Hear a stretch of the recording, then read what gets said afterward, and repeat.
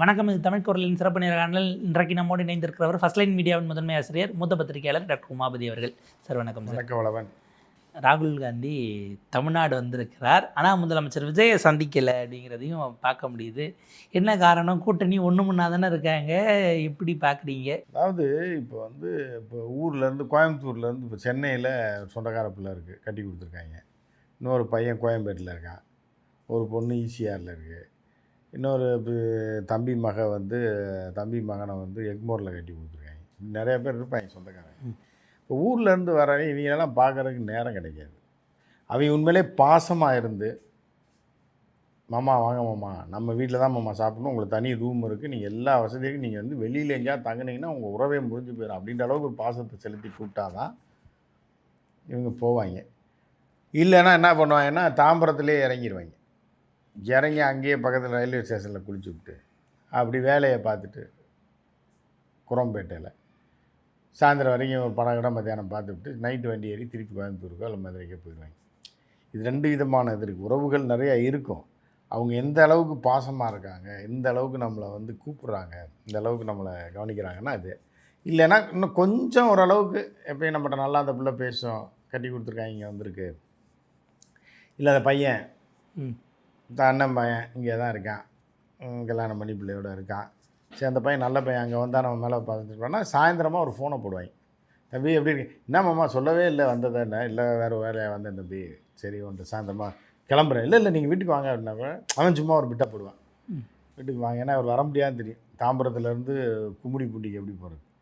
Sir அப்படின்னு ஒரு வாயில் வடை சுடுவாங்க. இதெல்லாம் நாசுக்காக அப்படி பேசிட்டு அப்புறம் ஒரு ஃபோனில் பேசிட்டு வாங்க, இல்லை மாமா நீங்கள் தங்கிட்டு தான் போகணும், இல்லைப்பா நான் நைட்டு கிளம்புறேன், டிக்கெட் போட்டேன், சரி அடுத்த முறை வரும்போது கட்டாயம் நேரம் நம்ம வீட்டுக்கு வந்துடுறேன், முதல்ல நம்ம வீட்டுக்கு வந்துட்டு நான் அப்புறம் அடுத்த வேலையை பார்க்கணும், ஒரு பிட்டை போட்டு தாம்பரத்திலே வண்டி ஏறி திருப்பி இந்த பக்கம் போயிடுவாங்க. ஏன்னா நாளைக்கு வந்ததுன்னு தெரிஞ்சால் சொல்லலையேன்னு சும்மா ஒரு வேலைக்கு சும்மா டுபாக்கரா விடுவாங்க. நம்ம இப்போ சொன்ன உடனே இப்போ யாரோ செலவு கொடுத்து விட்டு எல்லாம் பண்ணுற மாதிரி வீட்டுக்கு கூப்பிட்டு வர மாதிரி அது எல்லாம் அந்த அது மிடில் கிளாஸில் உள்ளது இதெல்லாம்.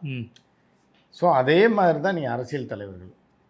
அவர் ஒரு வேலையாக இதுக்கு போகிறாரு, குரோம்பேட்டை, இதுக்கு மகாபலிபுரம் போகிறாரு. இவர் ஒரு வேலையாக இந்த பக்கம் வந்துடுவார் சிட்டிக்குள்ளே. அப்படி இருக்கும்போது வந்திருக்காரு. அப்படிங்கும்போது இவர் போய் பார்த்தாருன்னா இன்றைக்கி தமிழ்நாட்டை பொறுத்தளவுக்கு ராகுல் காந்தியை யாருக்கும் தெரியாதா சார்? சின்ன குழந்தைங்கள்ட்ட போய் கேளுங்க பார்ப்போம். சின்ன குழந்தைங்களுக்கு சின்ன குழந்தைங்கள வச்சு தான் இன்றைக்கி அரசாங்கமே இருக்குது. நீங்கள் அப்படி குழந்தைங்க வீட்டில் சொல்லி அவங்க அப்பா அவங்க அம்மாட்ட சொல்லி அவங்க தாத்தாட்ட சொல்லி தானே ஓட்டு போடுறாரு. தேர்தல் வெற்றியை முடிவு பண்ணுற ராகுல் காந்தி யாருக்கு தெரியும்னா 80-90 வயசில் இருக்காங்கல்ல. தாத்தா அடுத்த வாரம் போயிடுவார், இல்லை அடுத்த மாதம் இது பண்ணிடுவார்ன்றவர். அவர்கிட்ட அந்த குழந்தைங்க போய் கதை கேட்டுச்சுன்னா இந்திரா காந்தியிலேருந்து நேருலேருந்து சொல்லுவாங்க கதையை. நேரு எப்படி பிறந்தார், வளர்ந்தார், அவர் எப்படி இது பண்ணார், அதுக்கப்புறம் இந்திரா காந்தி எப்படி இருந்தது, அப்புறம் நேரு சிறையில் கடிதம் எழுதினதுலேருந்து கடைசி அந்த பையன் சின்ன பையன் பாண்டு போயிடும். ஏன்னா அவங்க 80 வயசுனா ராகுல் 50 வயசுனா சின்ன பையன் தான். ஆனால் குழந்தைங்கிட்ட கேட்டிங்கன்னா ராகுல் மாமா யார், இந்த மாமா பிடிக்குமா, இந்த மாமா கிடையாது, விஜய் மாமா காட்டினீங்கன்னு வைங்களேன், இந்த விஜய் மாமா தான் எங்களுக்கு பிடிக்கும். இதான் மோடிஜி இவரை காட்டினாலும் யாருனாலும் விஜய் மாமா தான் பிடிக்குன்ற ரேஞ்சில் இருக்கும்போது ராகுலுக்கு தமிழ்நாட்டில் எப்படி இது இருக்கும். இப்போ நீங்களே ஒரு படத்தை கொண்டு போய் காட்டுங்களேன் பார்ப்போம். காட்டியார் பாதி பேருக்கு தெரியாது. இந்த 2K கிட்ஸுக்கெல்லாம் பொம்பளை பிள்ளைங்கிட்ட தான் காட்டணும் குறிப்பாக. அவங்க பாட்டுக்கு படிக்கிற வேலை இது இருக்கும்போது அவங்களுக்கு யாரும் தெரியாது. சோனியாவே மறந்துருப்பாங்க. ஏன்னா சோனியாவே 10 வருஷம் அவுடேட்டடாக இருக்காப்புல. அவன் 8 வயசில் பார்த்துருந்துருப்பான். இப்போ பார்த்தா சோனியாவே தெரியாது. ஸோ அப்படி இருக்கும்போது நீங்கள் ராகுல் எப்படி? இப்போ மன்மோகன் சிங்கை காட்டினாலே மன்மோகன் சிங்லாம் யாருக்குமே தெரியாது. அவர் காலமாயிட்டார். ஆனால் அவர் தான் அதுக்கப்புறம் 14 வருஷம் ஆச்சு. இப்போ ஒரு குழந்தை அன்னைக்கு 8 வயசு, இன்றைக்கி 25 வயசு பையன் காலேஜ் முடிச்சுட்டான், கல்யாணம் பண்ணி வைக்கலான்னு பார்க்குறாங்க. அவனுக்கே மன்மோகன் சிங்கை தெரியாது. ஏன்னா ஜி 13 வருஷம் ஆச்சு. அப்போ அதை கழித்து பார்த்தீங்கன்னா அப்போ அவனுக்கு 8 வயசு தான் இருக்கும். 8 வயசு குழந்தைக்கு என்ன தெரியும்? புரியுது அவனுக்கு? அது பொம்பளை பிள்ளையாக இருந்தால் அதுவும் தெரியாது. 8, 10, 12 வயசுனாலும் கூட அவன் 6ஆம் கிளாஸ் 7ஆம் கிளாஸில் ஸ்கூலுக்கு போயிட்டு வர. இங்கே இல்லை 8 வயசுல எப்படி 6ஆம் கிளாஸ் 7ஆம் கிளாஸ் போவான்? இல்லை 4ஆம் கிளாஸ் தான் போவான். 10, 12ன்னு வச்சா சொல்கிறேன். 12ன்னு வச்சா கூட அவங்களுக்கு கூட யாரோ தாத்தா இருந்தாருன்னு வாங்க. இங்கே லோக்கல் சிஎம் பேரை வேணால் கேள்விப்பட்டிருக்கலாம், ஊரில் பேசியிருப்பாங்க. திமுக இதில் வரும் அது ஜனநாயகனில் தாத்தாவை தூங்க வைக்கிட்டு வாங்கடா அப்படின்னு. ஃபஸ்ட்டு தாத்தாவை தூங்க வைக்கிறது தான் எங்களுக்கு வேலை. பார்க்கல, அந்த தாத்தா தான் தெரியும். ஸோ அந்த மாதிரி போயிட்டு இருக்கும்போது நீங்கள் ராகுல் வெயிட்டா தமிழ்நாட்டில் விஜய் வெயிட்டானா விஜய் தான் வெயிட்டு, ராகுல் கிடையாது. அந்த மாதிரி ஆயிடுச்சு. சரி, இப்போ டெல்லியில் இப்போ ராகுலை தெரியாது, பீகாரில் தெரியாது, இவரை விஜயை தெரியாது அப்படின்னு பார்த்தா இன்றைக்கி விஜய் வந்து டாப்பில் போயிட்டுருக்காப்புல பீகார்லேயும் யூபிலையும். பூரா இந்தி ரீல்ஸில் பூரா இவரை பற்றி பொய்யா பரப்பி விட்டு நம்ப ஆரம்பிச்சிட்டாங்க. நீ ஓட்டும் போட்டுருவாங்க, பொய்யோ உண்மையோ ஓட்டு போடுறாங்களா இல்லையா. அகில இந்திய வெற்றி கழகம்னு பேரை மாற்றுறதை நோக்கி நகருது. அதுதான் இப்போ நான் போகுது. இப்போ பிரதமர் ஆகிறதுக்கு வாய்ப்பு இருக்குது அப்படின்ற அளவில் தான் இப்போ வட இந்தியா பூரா ஒரே பேச்சாரு. மம்தா பானர்ஜி ஆதரவு, அதுவும் ரீல்ஸில் வந்த பொய்யா இருக்க போது இல்லை அப்படின்னு சொல்கிறாங்க. இந்தியா கூட்டணிக்கு ஒரு வரணும் கடைசியில் ஆட்டை கடிச்சு மாட்டை கடிச்சு இப்போ ஜியை வச்சு ரீல்ஸ் போட ஆரம்பிச்சிட்டாங்க. ஜி பேசுகிற மாதிரி மெனோ அப்படின்னு போட்டு நீங்களாம் நாசமாக போயிடுவீங்க, விளங்க மாட்டீங்க, நான் உங்களெல்லாம் கொண்டு குழியில் தள்ளி விடுறதுக்கு எல்லா வேலையும் நான் பார்த்துருக்கேன், இந்த மாதிரி போட்டு விட்டாங்க. பிரதமருக்கே போட்டுட்டு இப்போ கேள்வி கேட்டு இப்போ வந்து இப்போ நிறைய இடத்துல பிரச்சனை ஆயிடுச்சு. இப்போ ரஷ்யாவிலலாம் பார்த்தீங்க அப்படின்னா அந்த இவன் கூப்பிட்டாங்க, ஜெலன்ஸ்கியும் இஸ்ரேலையும் இவங்க போனாங்க. அது தனி இல்லை, அது இல்லை. இப்போ அந்த டெலகிராம்னு ஒரு ஆப் இருக்குல்ல, அந்த ஓனரத்துக்கு உள்ள சர்வதேச குற்றவாளி ஆரம்பிச்சிட்டாரு இவர் யார், புத்தின். அவனை எங்கே பார்த்தாலும் தூக்குங்கடா அப்படின்னு. நான் ரொம்ப அநியாயம் பண்ணுறாங்க, ரொம்ப போய் போட்டு பித்தலாட்டத்தை பரப்பி விட்றாங்க. ஒரு 50 கோடிக்கு செலவு பண்ணி படம் எடுக்கிறான், டெலகிராமில் போட்டு விட்றாங்க. அது ஒரு வகையில் அது கரெக்டு சார். ரொம்ப இது பண்ணுறாங்கன்றனால அவங்கள தூக்குறதுல புட்டின்னு சொல்லிட்டாப்புல. அவன் சர்வதேச குற்றவாளியாகவே அறிவிச்சிட்டார். அவன் எங்கே பார்த்தாலும் தூக்குங்கடா அப்படின்னு.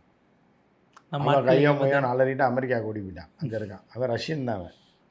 ஸோ இந்த மாதிரி இருக்கும்போது இப்போ ராகுல் இந்த மாதிரி இருக்கு. ராகுலை பார்க்க மாட்டாப்புல விஜய் சார். அதில் இன்னொன்று இன்றைக்கி சனி ஏன்னா இவரை பொதுச் செயலாளர் இவர் இருக்கார், ஆனந்த் புஷி ஆனந்த். அவரை பார்த்துட்டு ஒருவேளை சனி ஞாயிறுங்கிறதுனால அதில் எதுவும் சிக்கல் ஆகிடுச்சா? அவர் ரெஸ்ட்டில் இருப்பார்ல, சிஎம்மாக ஒர்க் பண்ணுறாரு காலையிலேருந்து நைட்டு வரைக்கும். இவர் எதிர்கட்சி தலைவராகவும் நாடு பூரா ஒர்க் பண்ணலையா சார்? இவர் எங்கே ஒர்க் பண்ணுறாரு? எவனோ நடத்துகிற கூட்டத்தில் நடுவில் போய் படுத்துக்கிறாரு. புரியுது அவனுக்கு? அந்த மாதிரி அதில் ஸ்கோர் பண்ணி கிரெடிட் எடுக்க பார்த்தாருங்கிறது பார்த்தாரு. அவங்க மூக்கை உடச்சி, போலீஸ் என்ன பண்ணிட்டாங்க, பழைய பகையில் மூக்கை உடச்சி விட்டாங்கன்றாங்க. சில பேர் சொல்கிறாங்க தக்காளி சட்னி சாப்பிடாம இருந்தாருன்னு சொல்லி பப்ஸ் வாங்கிட்டு வந்து கொடுத்தாங்க. அதை சாப்பிடும்போது அந்த இது ஒட்டிடுச்சு மூக்கில். இது இல்லை சார், ஒரு என்ன இருந்தாலும் ஒரு நாட்டில் சொல்கிறாங்க, இந்த மாதிரிலாம் சொல்கிறாங்க. இப்போ மீமெல்லாம் போடுறாங்க தான், சோசியல் மீடியா வரும்போது இப்படிலாம் பரப்பி விடுறாங்க. அப்போ எது உண்மைன்னு குழம்பிடுவாங்க. பாதி பேர் நம்ப மாட்டான், தக்காளி சட்னி தான்ன்ற மாதிரி தானே சொல்லுவான் சோசியல் மீடியா. சில பேர் மூக்குலேருந்து ரத்தம் வந்துச்சு. ஆக்சுவலாக சில்லு மூக்கெல்லாம் சின்ன வயசுல ஏதாவது அடிபட்டா உடஞ்சிடும். அவர் பெரிய வயசுல கடந்துட்டார்ல. இது போலீஸ் அவரை கட்டாயப்படுத்தினாங்கிற மாதிரிலாம் ஓடிக்கிட்டு இருக்கு. இப்போ இதில் ஒன்று சார், இது என்ன போன வாரம், அதாவது இப்போ எதுக்கு கூட்டம்னா காங்கிரஸ் கட்சியை வளர்ப்பதற்காக புதிய பொறுப்பாளர்கள், ஏன்னா ஒவ்வொரு தலைவர் வரும்போதும் அவர் கோஷ்டியிலேருந்து ஆளை போடணுன்னு புதிய தலைவர்களை போட்டு அவங்களுக்கு பயிற்சி அளிக்கிறாங்க கட்சி எப்படி வளர்க்குறதுன்னு. போன வாரம் கேசி வேணுகோபால் வந்தார். இன்றைக்கி நிறைவு விழா. இப்போ இதனுடைய இம்பேக்ட் வந்து இந்த கட்சி கிரவுண்டில் அடுத்து வளர்ந்து பழைய அந்த பொற்காலத்தை நோக்கி போக வாய்ப்பு இருக்கா? புதிய தலைவர்கள் இந்த பாசறையிலேருந்து வருவாங்களா? எப்படி பார்க்குறீங்க எதிர்காலம்? புதிய தலைவர்கள் வருவாங்களான்றதை சொல்ல முடியாது. அது வந்து துரோகத்தின் அடிப்படையில் தான் புதிய தலைவர்கள் வருவாங்க. இன்னொரு கூட்டணியை காலவாரி விட்டான்னா அவர் தலைவர், அந்த கூட்டணியை காலவாரி விட்டு இந்த கூட்டணி வந்து ஜெயிச்சா இவன் தலைவர், இப்படி தான் போயிட்டுருக்கு. அது வந்து கொள்கை ரீதியான ஒரு வளர்ச்சியோ எதுவுமே கிடையாது. காங்கிரஸ் வந்து ஒரு காலத்தில் வந்து சுதந்திரம் வாங்க கொடுத்த கட்சி அப்படின்னு சொல்லி அந்த பழைய ஆட்கள்லாம் சப்போர்ட் பண்ணிகிட்டு இருந்தாங்க. இப்போ வந்து என்ன அப்படின்னா பாஜகவை எதிர்க்கக்கூடிய கட்சிகளில் ஒன்றா காங்கிரஸை பார்க்குறாங்க. காங்கிரஸுக்கு இனி வளர்ச்சின்றது கிடையாது. சில இடத்துலலாம் பார்த்திங்கன்னா சில குழந்தைகள்லாம் பார்த்திங்கன்னா அப்படியே வளர்ந்து இருக்கும். ஒரு 10 வயசு ஆனோடனே அந்த உயரம் அப்படியே நின்று போயிடும். கேட்டால் 50 வயசுன்னு வாங்க, உயரம் பார்த்திங்கன்னா அந்த 10 வயசு பிள்ளை மாதிரி தான் இருப்பாங்க. இந்த மாதிரி தான் காங்கிரஸ் ஆயிடுச்சு. அதோட வளர்ச்சி நின்று போச்சு. நீ எத்தனை வருஷம் ஆனாலும் அது அப்படி தான் ஒரு இடத்துல சேச்சுரேட் ஆகிடுச்சு அப்படிங்கிற மாதிரி இருக்குது. இதுக்கப்புறம் அவங்க எக்ஸ்பேண்ட் ஆகிறதுக்கு வழி இல்லை. தமிழ்நாட்டை பொறுத்த வரைக்குமா இல்லை இப்படி தான் அகலமாக தான் வளர முடியும். தமிழ்நாட்டில் சொல்கிறீங்களா இந்திய லெவலில்? இந்தியாவில் சொல்கிறேன். தமிழ்நாட்டில் தான் உருட்டி ஏதோ ஒன்று பண்ணிட்டாங்க. ஏன்னா இப்போ 2 அமைச்சர்கள் இருக்காங்க. அடுத்து பார்த்திங்கன்னா அவங்க அதில் கன்னியாகுமரி மாவட்டம், இவர் மதுரையில் கடைசியாக அறிவிக்கப்பட்டு மேலூரில் விஸ்வநாதர் ஜெயிச்சிருக்காப்புல. கன்னியாகுமரி மாவட்டத்தில் இருக்கிறதையாச்சும் அவங்க அடுத்து மெயின்டைன் பண்ணல. ஏன்னா கன்னியாகுமரியில் தாவேக்கா ஒரு சீட்டு கூட ஜெயிக்கல. இப்போ அவங்க கட்சியை வளர்க்கணும்னா காங்கிரஸை தாண்டி எங்கள் உள்ளுக்குள்ளே வேலை பார்க்கணும்னா அதுவே ஒரு சிக்கலாக போகும் வாய்ப்பு இருக்குல்ல உள்ளுக்குள்ளே கூட்டணி. இல்லை, அது கேரளா பார்டர்னால எப்போவுமே அது கேரளாவோட சேர்க்க வேண்டிய பகுதி மாதிரி தான் இது இயங்கிட்டு இருக்கும் அரசியலில். காங்கிரஸு கம்யூனிஸ்ட்டு, காங்கிரஸ் கம்யூனிஸ்ட்டு அப்படின்னு சொல்லிட்டு சரி என்னடா இவங்க 2 பேரும் பண்ணாங்கன்னா எதுவுமே இருக்காது. புரியுதா உங்களுக்கு? நல்ல பொன் ராதாகிருஷ்ணன் பாஜகவும் அப்போ உள்ள போகுது அவங்க வந்து எலெக்ஷனை மத பொறுத்து அரசியல் பண்ணி சிறுபான்மையினரோட சண்டை போட்டு இவங்களும் சும்மா இருக்க மாட்டாங்க. பாதிரியார்களை இறக்கி விட்டு சண்டையை போட்டு எதையை கூட்டிட்டு அது அந்த ஊர் அப்படி அவ்வளோதான். அது அப்படியே இருக்கும். அது மத ரீதியாக அப்படி செட் ஆகி போச்சு. அதுக்குள்ளே போய் தாவேக்கா எப்படி குட்டையை குழப்பி அவங்க மீன் பிடிப்பாங்கிறது இருக்கு இல்லையா? அதில் அவங்க மீன் பிடிக்க மாட்டாங்க. இவங்களை ஆற்றுல தள்ளி விட்டுருவாங்க. யாரை இவங்களை குட்டையில் தள்ளி விட்டு மீனை பிடிச்சிட்டு வர சொல்லி அவங்க சாப்பிட்டு போயிடுவாங்க. அப்படி அவங்க இறங்கி மீனை பிடிக்க மாட்டாங்க. அட்லீஸ்ட் ராகுல் காந்தியை மற்ற கூட்டணி கட்சி தலைவர்கள் இப்போ வைகோலாம் நீண்ட நாள் அந்த புத்தக வெளியீட்டுக்கு தான் வரல, இங்கேயாவது அவர் வராராங்கிறது இன்னும் தெரில. இல்லை இவர் சொந்த வேலையாக வராரு. அவர் வந்து ராகுல் வந்து அவருடைய கட்சிக்காரங்களுக்கு பயிற்சி கொடுக்குறதுக்கு வராரு. ஏற்கனவே பயிற்சி கொடுத்து தான் கொஞ்சம் கொஞ்சமாக 40 எம்எல்ஏலேருந்து 400 எம்எல்ஏ வந்திருக்காங்களே இப்போது. அந்தளவுக்கு ராகுலோட பயிற்சின்றது ஒரு சிறப்பான ஒரு பயிற்சி. ஆக்ஸ்ஃபோர்டு யூனிவர்சிட்டியில் MBA படிக்கிற மாதிரி அந்த பயிற்சியை கொடுத்துட்டாருன்னா அவன் எங்கேயோ போயிடுவாங்க. இப்போ ஏற்கனவே அகில இந்திய அளவில் அவர் கொடுத்த பயிற்சி தான் இன்றைக்கி காங்கிரஸ் கட்சி கரகரகரன்னு வளர்ந்துக்கிட்டு இருக்கு. பீகாரில் எப்படி வளர்ந்துச்சுன்னு தெரியும். வெஸ்ட் பெங்காலில் கடைசியாக அடிச்சில பூரா சீட்டையும் அடிக்கலை. அந்த மாதிரி வளர்ச்சி இந்த மாதிரி பயிற்சி அடுத்து பஞ்சாபில் வரப்போகுது. அங்கே பயிற்சி கொடுக்க போவார். எப்படி ராகுலோட பயிற்சி அப்படின்றது அது ஒரு மிகப்பெரிய ஒரு இதாக இருக்கும். அந்த பயிற்சியை தமிழ்நாட்டிலையும் பாய்ச்சி விட்டார் அப்படின்னா பெரிய அளவில் வளரும். இல்லை அடுத்த நாளை பின்ன மாநிலத்தில் மாற்றினா இவங்க அத்தனை பேர் அனுப்பிட்டு வேற ஒரு டீம் வரும், அவங்களுக்கு திரும்ப பயிற்சி. காங்கிரஸ் கட்சி வளரணும்னா ஒரே ஒரு வழி இருக்குது. என்ன வழினா சிவகுமாரை சிஎம் விட்டு தூக்கிடணும். எப்படி ராகுல் வந்து இங்கே சூப்பர் ஸ்டார் ஆகி விஜய் அவர்களை காலி செஞ்சுட்டு அவர் டாப்புக்கு வரணும் அப்படின்னா டக்குன்னு என்ன பண்ணணும், ஒரு அறிக்கை இங்கே உட்காந்துட்டே ஒரு பேட்டி சென்னையில் கேள்விப்பட்டேன், இது வந்து துரோக செயல், இது தமிழ்நாடும் இந்தியாவில் தான் இருக்குது, கர்நாடகாவும் இந்தியாவில் தான் இருக்குது. ஒரு அணை வந்து இங்கே இருக்குன்னா சட்டப்படி மத்திய தீர்ப்பாயமாக இருந்தாலும் சரி எல்லோரும் தீர்ப்பு இருக்குது, அவங்க தண்ணி கொடுக்கணும்னு சொல்லி அதை கொடுத்தே ஆக வேண்டும். அது எங்கள் கட்சியாக இருந்தாலும் யார் கட்சியாக இருந்தாலும் நியாயம்தான். எனவே சிவகுமாருக்கு நான் எச்சரிக்கிறேன், வர ஒரு வாரத்தில் 7ஆம் தேதியிலேருந்து 10ஆம் தேதிக்குள்ளே அந்த 2000 டிஎம்சி தண்ணியை திறந்து விடுங்க. ஏன்னா சட்டப்படி தர்மப்படி நியாயப்படி நீதிமன்றம் சொன்னபடி தீர்ப்பாயம் சொன்னபடி அவர்கள் அதுக்காக தான் நியமித்தோம். நீதிமன்றத்துக்கு போய் தீர்ப்பாயம் அமைக்க சொன்னோம். அதுக்கே ஒரு பெரும் போராட்டம். அப்புறம் தீர்ப்பாயம் வந்து அவங்க பார்த்துட்டு அவங்களே சொல்கிறாங்க அப்படி கொடுக்கல அப்படின்னா 10ஆம் தேதியோட சிவகுமாரை பதவியை விட்டு தூக்கி எறியப்படுவார். சிவகுமார் கட்சியிலிருந்து நீக்கப்படுவார். கட்சி தலைமையோட பேச்சை கேட்கல, மீறிட்டார் அப்படின்ட்டு. ஏன்னா எங்களுக்கு தெரியும், நாங்கள் வந்து பொதுவான பார்வையில் பார்ப்போம். எங்களுக்கு கன்னட மக்களும் வேணும், தமிழ் மக்களும் வேணும்.